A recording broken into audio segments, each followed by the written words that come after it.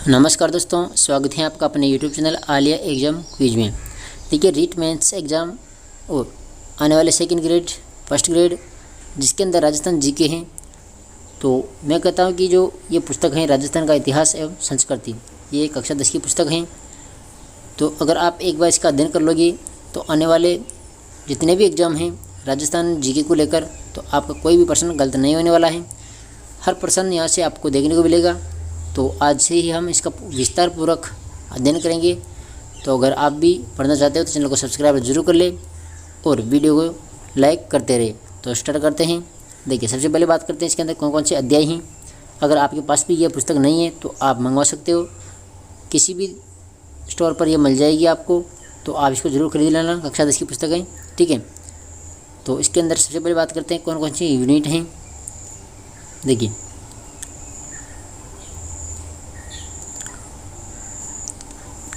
इसके अनुक्रमणिका का देख लेते हैं। पहली जो अध्याय है इसकी, राजस्थान का इतिहास एक परिचय, ठीक है। दूसरा अध्याय है राजस्थान के प्रमुख संत एवं लोक देवता। तीसरा है राजस्थान के उत्सव, त्यौहार और मेले। चौथा है राजस्थान के वस्त्र और आभूषण। पांचवा यूनिट है राजस्थानी चित्रकला और लोककलाएँ। छठा है स्थापत्य एवं शिल्प के विविध आयाम। इसके बाद देखिए अध्याय नंबर 7 लोक संगीत। आठवां अध्याय है लोक नृत्य और लोकनाट्य। नवा अध्याय है राजस्थानी भाषा और साहित्य। 10वीं अध्याय है राजस्थान के प्रमुख पर्यटन स्थल।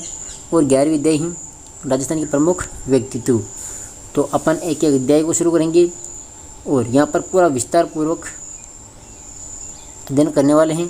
तो सबसे पहले बात करते हैं, देखिए अध्याय नंबर 1, जो राजस्थान का इतिहास एक परिचय। तो इसके अंदर कौन कौन से मोस्ट फैक्ट हैं। देखिए, 1949 ईस्वी से पूर्व राजस्थान नाम से किसी भौगोलिक इकाई का अस्तित्व यहाँ पर नहीं था, ठीक है। ऐसा माना जाता है कि 1800 ईस्वी में सर्वप्रथम जॉर्ज थॉमस ने इस भूभाग के लिए राजपुताना शब्द का प्रयोग किया था, ठीक है। ये क्वेश्चन बनता है कि राजपुताना शब्द का प्रयोग सर्वप्रथम किसने किया था। तो जॉर्ज थॉमस ने किया था। कब किया था? 1800 ईस्वी में, ठीक है। इसके बाद देखिए 1829 ईस्वी में annals and antiquities of Rajasthan के लेखक हैं कर्नल जेम्स टोड। तो इस पुस्तक में इस प्रदेश का नाम रखा था राजस्थान या फिर राजस्थान। जो किसने रखा था? कर्नल जेम्स टोड ने। इसकी पुस्तक कौन सी है? Annals and antiquities of Rajasthan. कब लिखी थी? 1829 में, ठीक है। दूसरा प्रश्न यहाँ से बन सकता है। इसके बाद देखिए स्वतंत्रता के बाद में इस प्रदेश की विभिन्न रियासतों का एकीकरण हुआ। तो 30 मार्च 1949 को सर्वसम्मति से इसका नाम क्या रख दिया गया? राजस्थान। कब रखा? 30 मार्च 1949 को।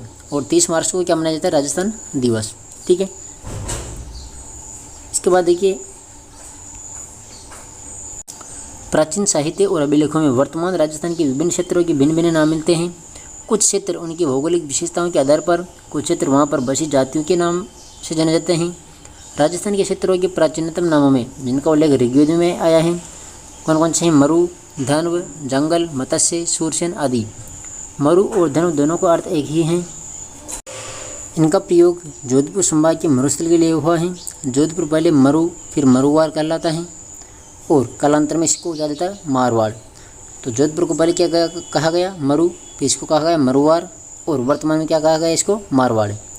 जंगल शब्द का प्रयोग उस क्षेत्र के लिए किया गया है जहाँ पर समी, केर, पीलू आदि होते हैं। बीकानेर और नागौर व उसके आसपास का क्षेत्र है, उसको जंगल देश कहा जाता है।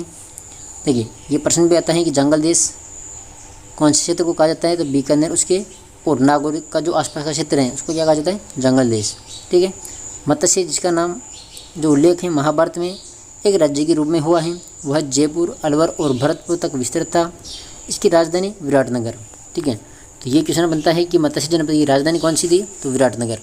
इसके बाद देखिए भरतपुर के मथुरा क्षेत्र से सटे हुए क्षेत्र धौलपुर और करौली के अधिकांश भाग सूरसेन राज्य में सम्मिलित थे। तो सूरसेन के अंदर कौन कौन से आ जाएगा? भरतपुर, धौलपुर और करौली का जो क्षेत्र है सूरसेन। यह भी एक प्राचीन राज्य था, महाभारत में इसका उल्लेख मिलता है, ठीक है। इसके बाद देखिए भौगोलिक विशेषताओं के आधार पर नामित कुछ अन्य क्षेत्र निम्नलिखित हैं।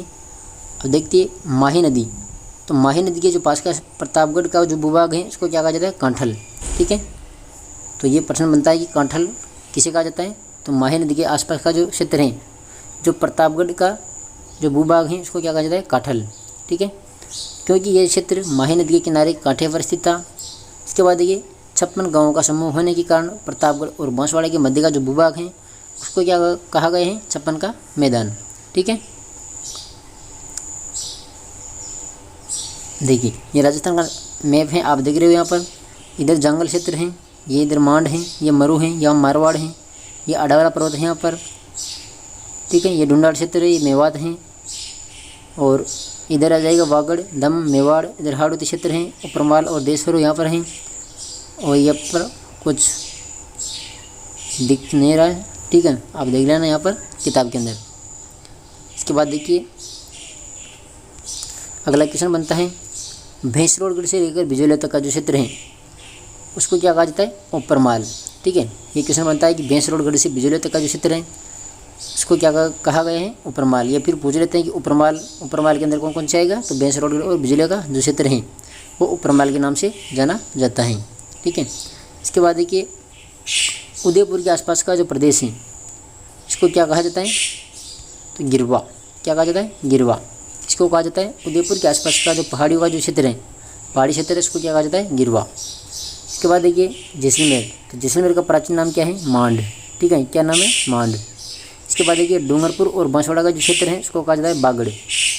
डूंगरपुर और बांसवाड़ा का क्षेत्र है उसको क्या कहा जाता है, बागड़। ठीक है, इसके बाद देखिए कोटा और बूंदी का जो प्रदेश है उसको हाड़ौती के नाम से जाना जाता है।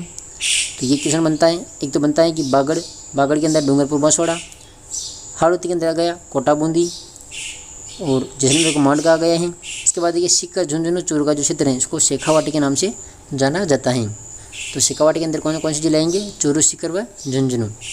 ठीक है, इसके बाद देखिए इतिहास का काल विभाजन।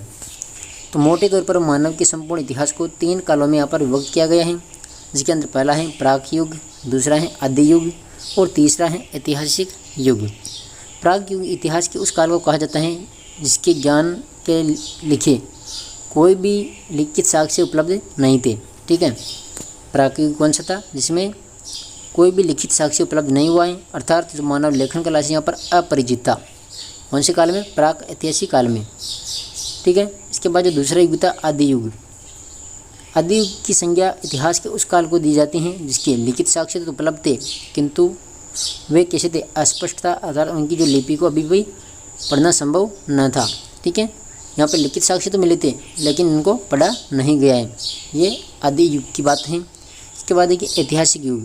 तो ऐतिहासिक युग कौन से काल को कहा जाता है, जिसके संबंध में स्पष्ट और सुपठित लिखित साक्ष्य उपलब्ध हैं, वो कहलाता है ऐतिहासिक काल। ठीक है, जिसमें जो लिखित साक्ष्य मिले और उनको पढ़ा भी गया है। इसके बाद देखिए इन अर्थों में भारतीय इतिहास के कालक्रम को इस प्रकार से विभक्त कर सकते हैं। प्राक युग, प्राक युग यह युग सृष्टि के आरंभ से हड़प्पा सभ्यता के पूर्व तक रहा था। इसके बाद देखिए आदि युग, यह युग हड़प्पा सभ्यता के काल से 600 ईसा पूर्व तक था।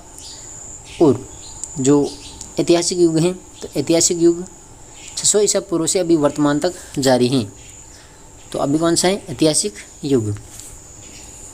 ठीक है, अब देखिए प्रागैतिहासिक राजस्थान, प्राक युग में राजस्थान। मानव सभ्यता का उदय नदी घाटियों में हुआ था, क्योंकि नदी घाटियों में जल की प्रचुरता के कारण यहाँ अपने आप उत्पन्न होने वाले कंदमूल फल की प्रचुर मात्रा में उपलब्ध होते थे। सघन वनों के कारण यहाँ मांस हेतु पशु पक्षी भी आसानी से उपलब्ध हो जाते थे। सैकड़ों वर्षों पूर्व राजस्थान की भौगोलिक स्थिति ऐसी ही थी। यद्यपि राजस्थान का एक बड़ा भाग आज मरुस्थल है, किंतु विद्वानों की मान्यता है कि सैकड़ों वर्ष पूर्व इस मरुस्थलीय भूमि में समुद्र विद्यमान था और सरस्वती और ध्वंसदत्ती नदियाँ इस समुद्र में आकर गिरती थी। यही स्थिति मानव जीवन के लिए सर्वथा उपयुक्त थी। यही कारण है कि ऐसी भौगोलिक स्थिति में राजस्थान को भी मानव सभ्यता के जन्म के प्राचीनतम भूभागों में से एक होने का गौरव प्राप्त हुआ। मानव सभ्यता के उद्भव के इस काल को पाषाण काल कहते हैं और इसे 3 भागों में बांटा गया, पूर्व पाषाण काल, मध्य पाषाण काल और उत्तर पाषाण काल। ठीक है, पहला है पूर्व पाषाण काल, दूसरा है मध्य पाषाण काल और तीसरा है उत्तर पाषाण काल। अब एक एक को लेकर यहाँ पर बात करते हैं। देखिए सबसे पहले बात करते हैं पूर्व पाषाण काल की। तो राजस्थान में मानव का उदय कब हुआ यह निश्चित रूप से ज्ञात नहीं है, लेकिन यहाँ विभिन्न क्षेत्रों में हुए उत्खननों से प्राप्त विभिन्न प्रकार के पाषाण, विशेष रूप से क्वार्टजाइट पत्थर के अनेक उपकरणों से ज्ञात होता है कि आज से लगभग 2 से 1.5 लाख वर्ष पूर्व राजस्थान में एक मानव संस्कृति विद्यमान थी।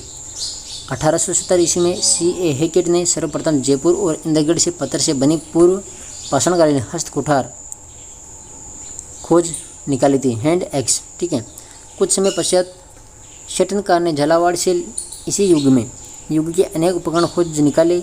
इसके बाद हुई योजनाबद्ध उत्खनन में भारतीय पुरातत्व और संग्रहालय विभाग नई दिल्ली, डेक्कन कॉलेज पूना की वीरेंद्र नाथ मिश्र, राजस्थान पुरातत्व एवं संग्रहालय विभाग के R.C. अग्रवाल, डॉक्टर विजय कुमार, हरिश्चंद्र मिश्रा आदि विद्वानों ने राजस्थान की पूर्व पाषाणकालीन सभ्यता और संस्कृति के विभिन्न पक्षों को सामने लाने में सराहनीय योगदान दिया है। इनके प्रयत्नों से राजस्थान में अजमेर, अलवर, चित्तौड़, भीलवाड़ा, जयपुर, झालावाड़, जालोर और जोधपुर, पाली, टोंक आदि क्षेत्र की जो प्रमुख नदियाँ, विशेष रूप से चंबल नदी, बनास नदी, उनकी सहायक नदियों के किनारे पूर्व पाषाणकालीन उपकरण प्राप्त हुए हैं। झालोर से इस युग के उपकरणों की खोज B. आलजिन को है। स्पष्ट है कि उपयुक्त संपूर्ण भूभाग पूर्व पाषाणकालीन संस्कृति का यहाँ पर प्रसार क्षेत्र था। तो ये था पूर्व पाषाण काल। ठीक है, इसके बाद देखिए मध्य पाषाण काल। मानव सभ्यता के क्रमिक विकास की कहानी की दूसरी कड़ी के रूप में राजस्थान के प्रागैतिहासिक काल में मध्य पाषाण काल रहा था। पश्चिमी राजस्थान में लूनी व उसकी सहायक नदियाँ, चित्तौड़ की बेड़च नदी, घाटी और विराटनगर से मध्य पाषाणकालीन उपकरण मिले हैं। इस काल के उपकरण छोटे, हल्के और कुशलता से निर्मित हैं। ये उपकरण jasper, agate, chert, carnelian, quartzite, chalcedony आदि पाषाण से बने हैं, जिनमें blade, graver, triangle, crescent, trapeze, scraper, pointer आदि उल्लेखनीय हैं। पत्थर के बने इन छोटे उपकरणों को माइक्रोलिथ लघु पाषाण उपकरण कहा गया है। इसके बाद देखिए तीसरा उत्तर नव पाषाण काल। भारत के अन्य भागों की भांति राजस्थान में भी उत्तर नव पाषाणकालीन सभ्यता का उदय हुआ था। अजमेर, नागौर, सीकर, झुंझुनू, जयपुर, उदयपुर, चित्तौड़ और जोधपुर आदि स्थानों से उत्तर पाषाणकालीन सभ्यता के अनेक उपकरण यहाँ पर प्राप्त हुए हैं। ठीक है, तो ये थे तीनों पाषाण काल। अब बात करते हैं राजस्थान में धातु काल की। ठीक है, देखिए ताम्र पाषाण काल, ताम्र एवं ताम्रकांस्य काल। धातु के अंतर्गत राजस्थान के भी अनेक स्थानों से ताम्र पाषाण व ताम्र काल के अवशेष मिले हैं, जो तत्कालीन युग में राजस्थान के मानव के सांस्कृतिक विकास पर पर्याप्त प्रकाश डालते हैं।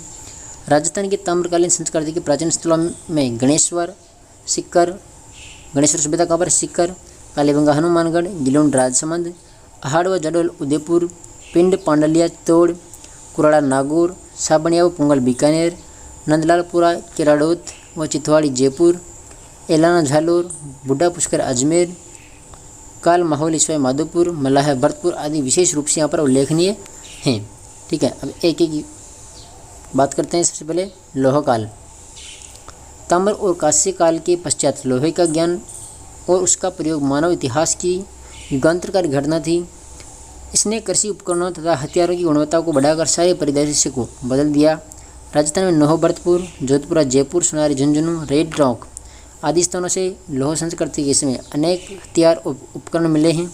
नौह से प्राप्त लोहे के अवशेष भारत में लोह युग के आरंभ होने की सीमा रेखा निर्धारित करने के महत्वपूर्ण स्रोत हैं। जोधपुर तथा सोनारी लोहे को गलाने की भट्टियाँ और अस्त्र शस्त्र तथा उपकरण बनाने के कारखानों के अवशेष मिले हैं। रेड तो लोहा सामग्री की प्रचुरता के कारण प्राचीन राजस्थान का टाटा नगर की संज्ञा दी गई है, रेड टॉक को। ठीक है, तो राजस्थान का टाटा नगर किसे कहा जाता है, रेड टॉक। लोह काल के पश्चात भारत के अनेक भागों की भांति राजस्थान में स्लेट रंग की चित्रित मर्दबांड संस्कृति का उदय हुआ। इस संस्कृति के अवशेष विराटनगर व जोधपुर सभ्यता, जयपुर, सोनारी और नौह आदि स्थानों से मिले हैं। इस संस्कृति का उदय लगभग 600 ईसा पूर्व में हुआ। इसके पश्चात भारतीय इतिहास के राजस्थान के इतिहास को भी ऐतिहासिक युग आरंभ हो जाता है।